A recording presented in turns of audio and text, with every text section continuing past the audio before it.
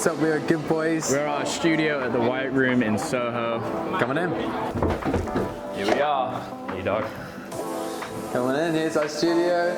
The magic happens down here. Welcome home. This is Goodboys for Insomniac TV. And we've got a DJ set coming up that we wanted to show you, but first I think we'll just answer some questions. I think it's always been there for me. My mum's got a picture of me when I was like 8, I think. I got DJ decks for Christmas, and I just would play, you know, like the stock sounds and everything and annoy everyone in the house. But ever since we've known each other, we've kind of been DJing. Yeah, DJing to our friends, hogging the aux, trying to play music. When I was younger, I think we had a family friend, shout out to Jed 104, who I never had the courage to ask for DJ lessons, but I was always bothering him and asking him how he done it. I don't think it was ever an option for us to ever become DJs. It was never even in my mind. It's not on like the list of jobs, you know, when you're leaving school, what you're allowed to do. No, so the fact we're doing it now is wild. Hitting the ground running, not running very fast at all. We went from like DJing at home to our mates to DJing shows where we were like the name on the bill overnight. Which was more because of the songs we were releasing. Yeah. And then we got catapulted into real life DJing, which is very different to DJing. So different. In front of your friends. But yeah, I think we had a couple of awkward shows as we got used to it. Probably the first 20 shows. Yeah. Apologies if you were at any of those shows, but you know, now we're kind of in the groove and like we know what music we like, we know what music we love to play. We've got more USBs than we know what to do with. No, actually. No. You know, before we made dance music, like our upbringing was making gospel music.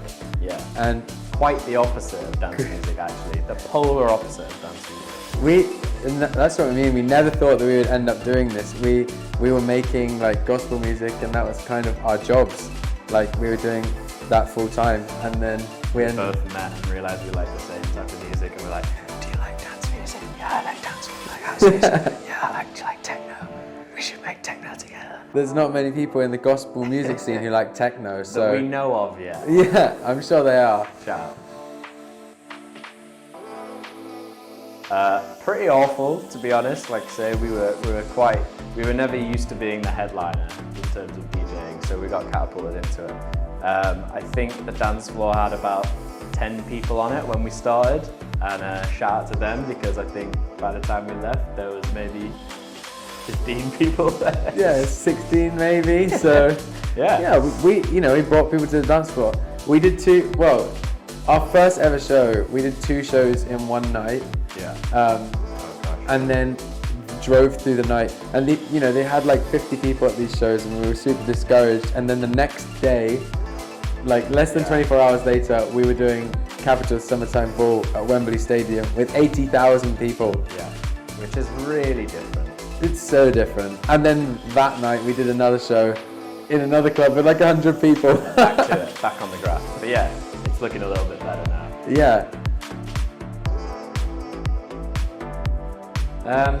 I think, well, for me, I know your journey of music is slightly different. Yeah. Screamo rock bands. Yeah. Playing different festivals at a young age. Mine was a little bit more, like I said, I just worked odd jobs growing up while I was in sixth form or whatever, so I was always in nightclubs and bars, and I think that's where I drew a lot of what I know now from. Like, I'm trying to find songs that move dance floors, so I think I like playing the song to people to see what the reaction is, and then going back and tweaking, because the inspiration comes from seeing people's reactions to it. And it's usually the thing that you think is going to smash absolutely bombs. Yeah. And then you think the thing that is going to bomb absolutely smashes. And I love that. I love seeing it.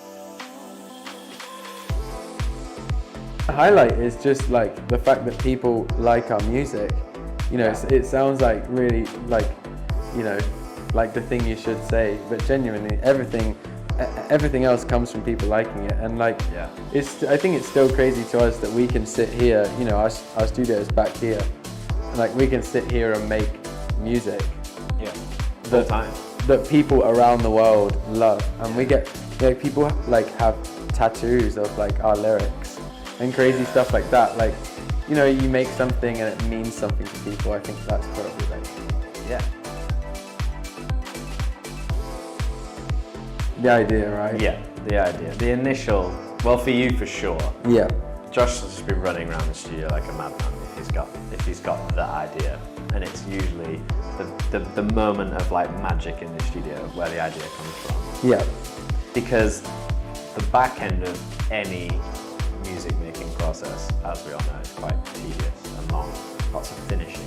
Yeah, like the hours and hours of tweaking things and like, you know, working with like other people, and then you get to the advertising and like all of this stuff. But like, I think, for both of us, like the thing we love is like that first part of like having the idea, an idea that we're both so excited about.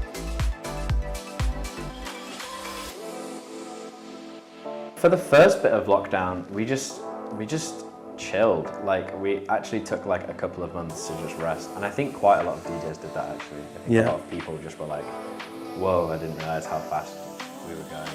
I'd like to say, like, we've been doing the 2 jobs thing, and like it was so intense. So intense, and I think to be able to be maybe creative again needs to come from a place of like just getting to bed and sleeping and having fresh ideas, so that you don't just hate everything you make. And so probably for like the first 3 or 4 months, we didn't really like, we chatted and we still hung out, we still like went to each other's houses once we were in a bubble. But it took like 6 months, and then we started writing ideas again. And I think we ended up coming out of lockdown after 18 months with like a lot of music ready to like be made into actual songs. We'd always, until like lockdown, we'd always made music in our houses. But we, for the first time, because we weren't touring around, we hired a studio, and like now we've got a studio space where like, you know, every day we can come in and we can make tunes and work on stuff, and it just has been so productive. Like, I feel like we have the opposite problem. Before lockdown, it was like there's no songs, and now it's like there's too many songs. Which one do you pick? Which one do you finish? Yeah. So I think that's how we cope with it. Just made loads of music. So that's just a little bit about us. Check out our Warehouse Live DJ set right now on Insomniac TV. Hope you like it.